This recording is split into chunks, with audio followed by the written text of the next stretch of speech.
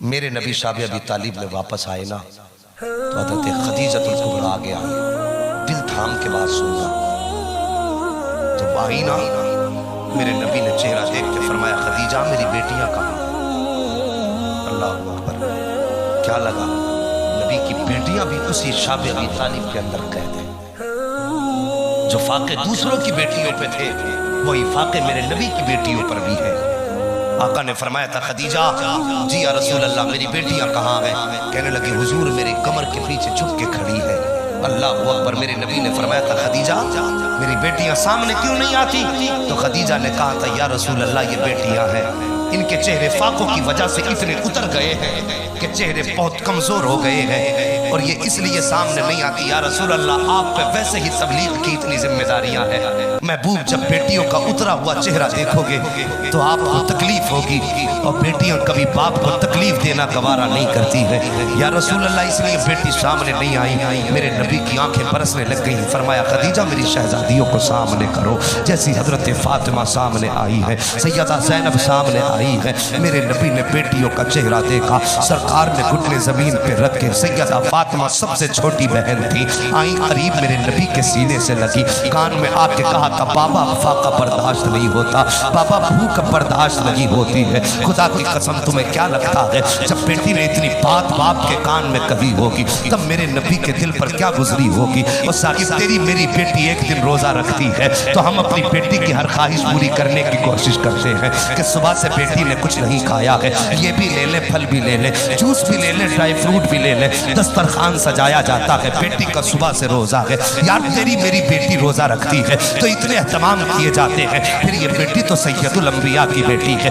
اس کا تو ایک دن کا روزہ نہیں ہے، 3 برس ہو گئے کہ کتنے دن کا فاقہ سیدہ کا رہا ہوگا۔ کان میں آ کے کہا تھا بابا فاقہ برداشت نہیں ہوتا ہے۔ میرے نبی نے مصلی نہیں بچھایا تھا، ہاتھ نہیں پھیلائے تھے، یہ نہیں کہا تھا من و سلوہ اتار دے، یہ نہیں کہا تھا یا اللہ جنت کا کھانا دے دے، بلکہ شہزادیوں کا ہاتھ پکڑا ہے اور پکڑ کے شاب ابی طالب میں چلے گئے، چکر لگائے گئے پہاڑی اور گھاٹی کے بیچ میں، درختوں کے کچھ سوکھے پتے نظر آئے،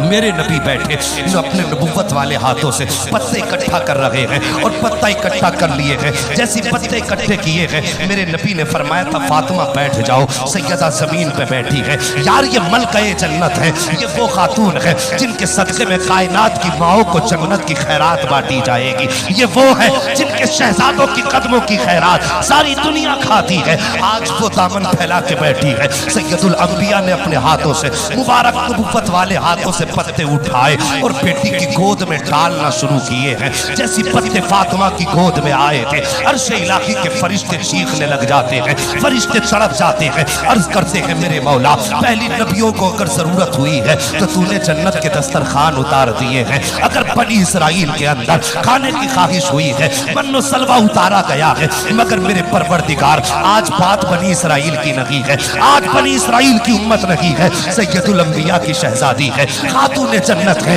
میرے اللہ بھوکی ہے، دیکھ تو صحیح طرح محبوب پتے دے رہا ہے، اجازت ہو تو حکم فرما ہم جنت کا دسترخوان لے کے چلے جائیں، جنتی نعمتیں لے کے چلے جائیں۔ رب نے فرمایا تھا فرشتوں جو میں جانتا ہوں وہ تم نہیں جانتے ہو، یہ میرے محبوب کی کہانی ہے، اس میں تم کیا جانو؟ فرشتے کہتے ہیں مالک دیکھا نہیں جاتا ہے، رب نے فرمایا تھا ٹھہرو اور دیکھو، تم کھانے کی بات کرتے ہو لیکن میرا محبوب کچھ اور ہی چاہتا ہے، اس کی خواہش کچھ اور ہے۔ کچھ دیر کے لیے فرشتے ٹھہرے ہیں، نبی نے نبوت والے ہاتھوں سے پتے اٹھائے بیٹی کی گود میں دیے اور فرمایا تھا فاطمہ آج یہ پتے کھا کے گزارا کر لو، محمد وعدہ کرتا ہے قیامت کے دن جنت کی نعمتوں کا خزانہ عطا فرمائے گا۔ اللہ اکبر، یہ کہہ کے بیٹی کو تسلی دی ہے، نبی کی بیٹی نے پتے دامن میں سمیٹے ہیں اور خاتون جنت لے کے چلی، جب چلنے لگی تھی اس وقت میرے نبی کے ہاتھ اٹھے ہیں اور رو کے کہا تھا اے میرے پروردگار تو نے میری فاطمہ کا فاقہ بھی دیکھ لیا،